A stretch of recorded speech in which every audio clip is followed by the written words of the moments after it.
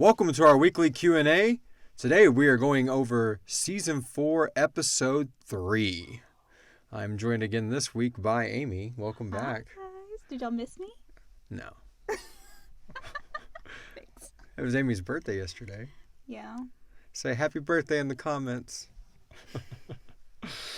All right, so we're just going to get straight to it. We're going to start our questions from, I guess most of all the questions this week came from patrons, so this should be pretty easy. All right, our first question comes from Maya Zapita. All right, I have a slew since I missed the last Q&A. Does the fact that Eddy requests his axe signify he's against Sirenicide now? I think he's firmly against Sirenicide at this point. I would think so too. I think he's starting to come to terms with what he is at this time. Just need my axe. Yeah, and I think it took him that journey as the monster going through to figure that out. Mm-hmm. I mean, they obviously were searching for him, and Johnny went to Fort Dallas or whatever in the last season trying to find someone he thought was him, but turned out not to be him. We learned that last season. So I think through all of that, when Sirenicide's out looking for him, they don't ever really come into contact. All they're hearing about is this, probably just in the news, that monsters are killing. Well, monsters are killing everybody at that point. Yeah. It's really Harper who's like on the trail of Eddy, not Sirenicide. And Johnny has said that his whatever connection to him is distorted, so he can't really, he can just tell he's in pain, but doesn't know why or understand or anything like that. So I think none of them ever really reached out to him or got to him in time. Maybe, who knows, if they would have like intersected like before the Bloom girls ate it or any of that, maybe that could have turned him. Even though he was already the machine, they could have brought him into the fold. But I think by the time he's made up his mind, he's finally found himself like buried in this monster machine. He's finally like reached out and grabbed on to Eddy. Yeah. And has merged the Anathafine and Eddy into one. Yeah, I think at this point he's just... And he's ready to do what he was programmed to do. Yeah. As him. Yeah. Through this machine, I think he's ready to kill for Doc and Vima, but as Vile. Mm-hmm. Not just... You don't think he ever goes, I'm the Anathafine, except for whenever Vima tells him to say it. Yeah. So moving on with more of Maya's questions. Why did Eddy return to Morston secretly? And why didn't they search for him for 10 months? And what did he get up to in the meantime? Well, I mean, we just kind of touched on that, but he is the monster in the mini episodes. We don't really realize that. And I think that we get a sneak peek of like what he did in those 10 months. Yes. I think it's 10 months. I'd have to look at the timeline to be for sure, but it should be right around that time frame.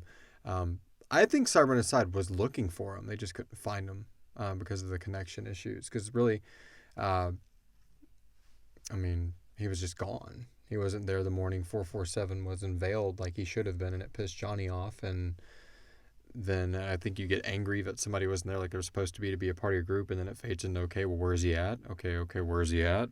Crap, where's he at? And it just started freaking out until he cornered Doc, saying, you know, what's wrong with him? I don't know. You better find him first.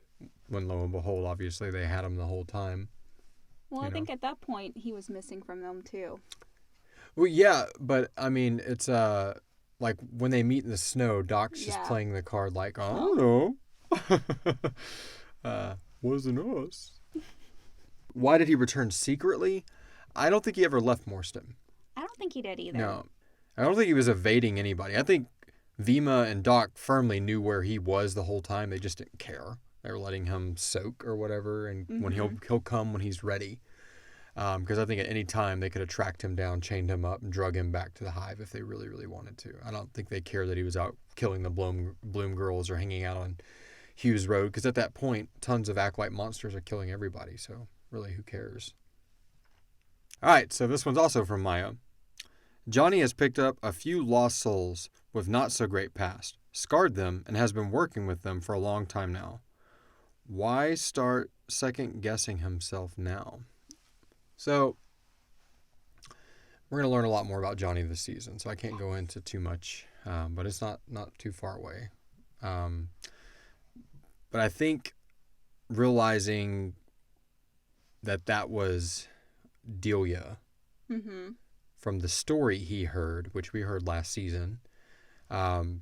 Really brought it home because he never met Delia. I mean, technically he scarred her and turned her into an acolyte, but he didn't know who she was at that point or care or take, well, that story when I first met Nancy, that must be her. No, he's like, finally, I'm in this hall with all these 700 unscarred acolytes. I've been wondering, Yeah. why can't we use the number 700? Oh, this is why.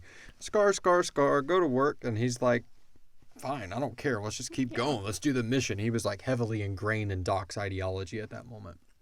Where now he's exact juxtaposed to that. Just so far away from Doc's ideology, it's crazy. And losing these people like Eddy, someone, a mentor, almost a son figure to them, and then now the guide he had, bringing him into this weird world, dying in his own protected Bella Vita place. I think all of it's just made him start questioning why is Joey so decent, Mm-hmm. but Eddie's such a tyrant?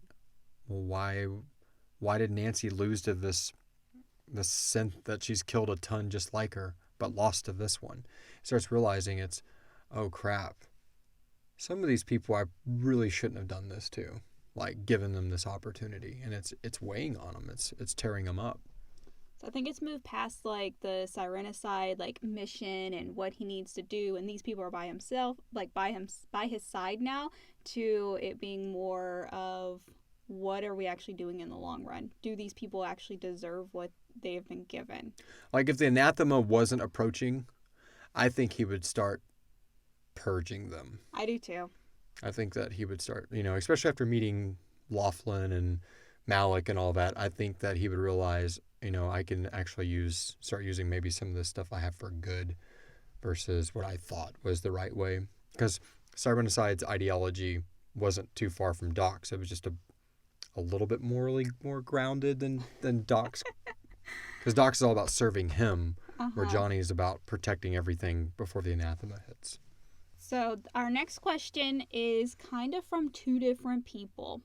Maya and Bill asked the same question. Okay. So, starting with Maya's, why did Doc instantly start falling apart when Johnny brought him to Scary? Okay. And then she put, I thought he was the biggest, baddest bitch in town. A lot of smiley faces. So they're laughing faces. I may have laughed at him a bit. And Bill said the same thing. Why did Doc lose his shit in Scary? Okay. Like the whole Johnny Scary, and he was also wanting to know about the search for Eddy. Yes. All right, so Doc, I was taking a couple of polls on this with other people that I know that listen to the episode. They never were in Scary. So he was in the hive. Johnny walks like right into the hive. And Doc's like, oh, what are you doing here, Johnny? And he's like, really?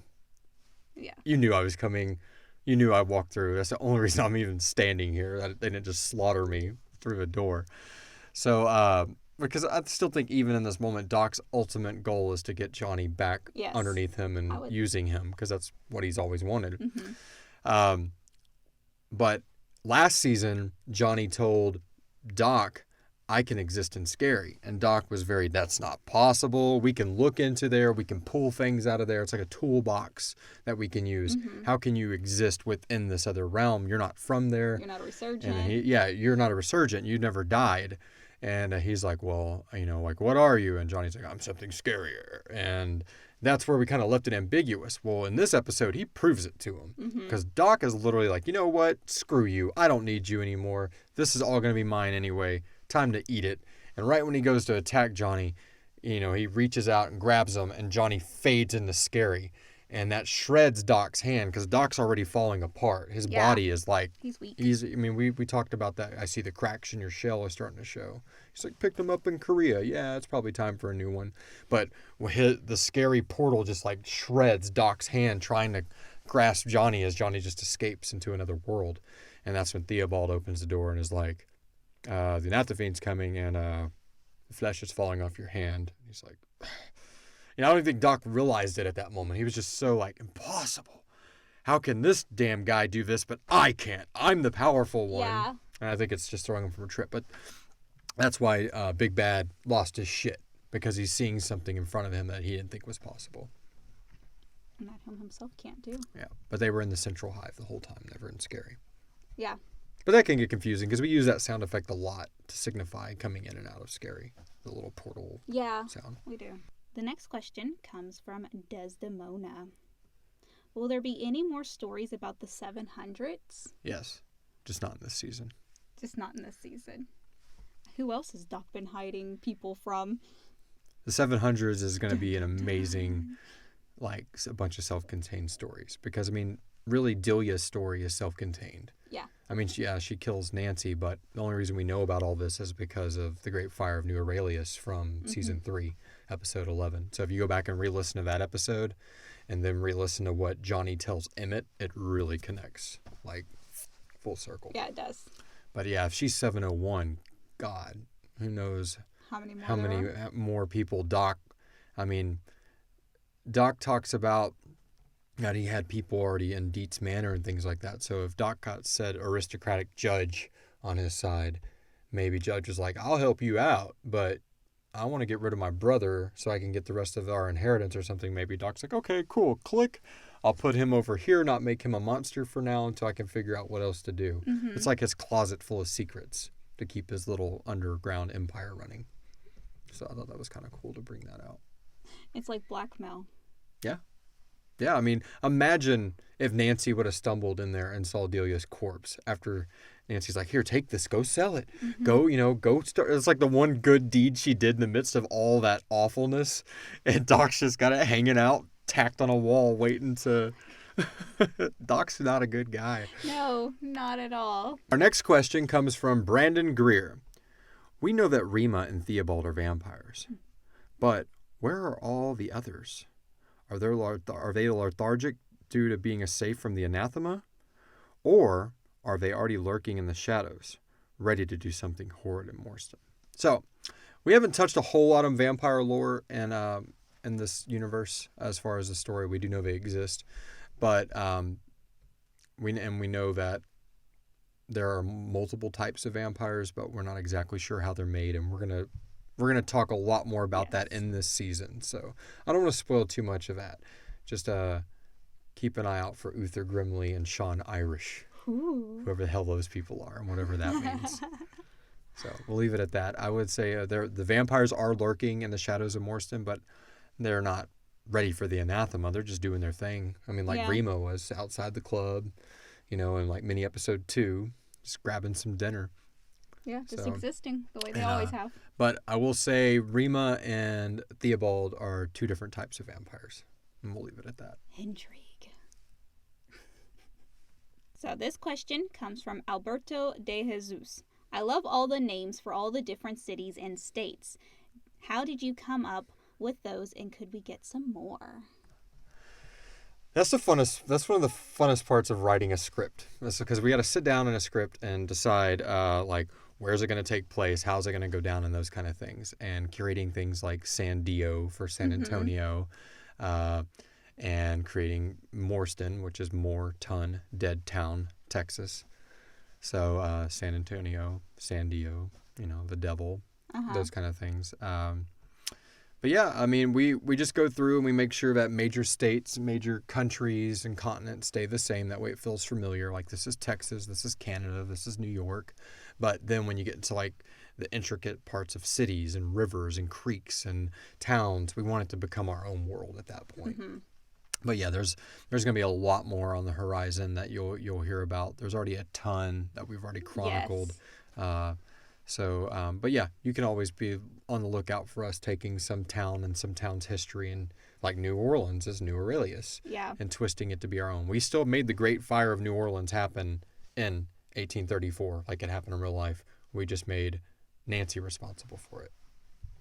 So yeah, we try to keep it either like the town's history or something that they're known for, or like a play on words. It's not really a big spoiler because he said the word, you're just like that soldier I saw way back in Gretchensbury. Yeah. Well, that's our Gettysburg. We'll learn more about that later. Our final question comes from Alberto de Jesus again. And his says, can we have a Kids on Bikes spinoff? Kids with foul mouths, LOL. But seriously. I don't know if I could convince all these kids' parents again. Keep having your kids come on over and get in our box and just Yeah. cuss. Oh man, that would be great.